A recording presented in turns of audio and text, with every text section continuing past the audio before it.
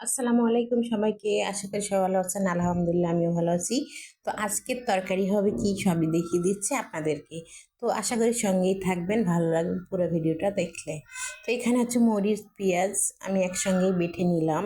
নেওয়ার পরে দেখি আমি মাছ তো ধুয়ে রেডি করে নিয়েছি। আসলে মাছটা অনেক টাটকা ছিল, মানে লাফানো মাছ ছিল, ওটাই কিনেছি। তো এই তো সেই পিসগুলো, এক একটা পিস দেখুন, একটা পিস খেলে আমার মনে হয় শান্তি। তো এরকম পিস যখন আমি ধুয়ে কেটে বেছে রেডি করে নিয়েছি, এই যে এই জায়গাটা দেখে দিলাম যে একটা দুইটা আঞ্চা ছিল মাছের, তো ওটা আমি ফালাই দিচ্ছি, দেওয়ার পরে এরকম দাগ হয়ে আছে। তো এখন আমি এখানে আদা রসুন বাটা প্রথমে দিয়ে রেখেছি, তারপরে এখানে দিচ্ছি হচ্ছে মরিচ আর পেঁয়াজ বাটা একসঙ্গে বেটে রেখেছিলাম, ওইটা এখন দিয়ে দিচ্ছি। তো একে একে এখানে আমি সব মশলাই দিয়ে দেবো যা যা আমার প্রয়োজন। তো আপনারা একটু খেয়াল করে দেখলে অবশ্যই বুঝতে পারবেন এখানে আমি কি কি মশলা দিয়েছি। তো তারপরে দিলাম হচ্ছে লবণ আর হলুদ। এখন অবশ্যই দিতে হবে তেল। তো তেলটা আমি আপনাদের দেখাই দিয়ে দেব যতটুকু দেই। তো এই মাছে কিন্তু এমনিতেই এভাবে কষায় রান্না করলে কম তেলেও অনেক সুন্দর হয়। তো আমি অবশ্যই কষাই রান্না করব বলতে গ্রাম দেশে এভাবে আমার মা শাশুড়ি রান্না করে আমি এইরকম খেয়েছি, খেতে খেতে অবশ্য বড় হয়েছি।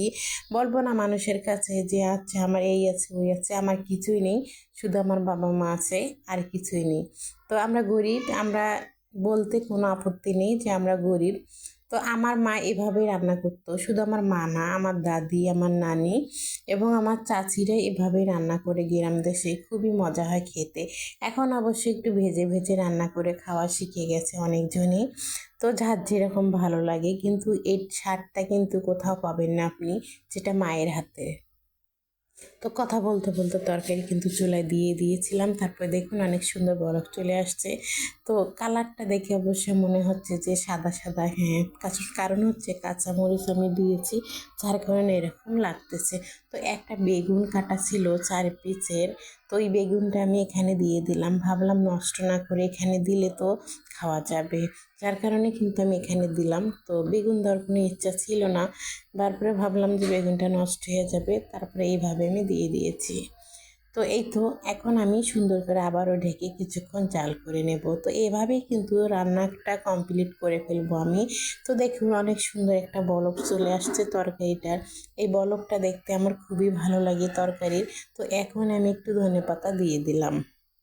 তো ধনেপাতাটা একটু বেশি করে আমি দিচ্ছি, কারণ এই সময় ধনেপাতার তরকারিটা আমার কাছে খুবই ভালো লাগে, যার জন্য এইভাবে আমি দিই। তো জানি না কার কাছে কেমন লাগবে। তারপরে এখন একটু গরম মশলার গুঁড়ি দিয়ে দিলাম, দেওয়ার পরে তো রান্নাটা আমি পুরোটাই কমপ্লিট করে ফেলবো।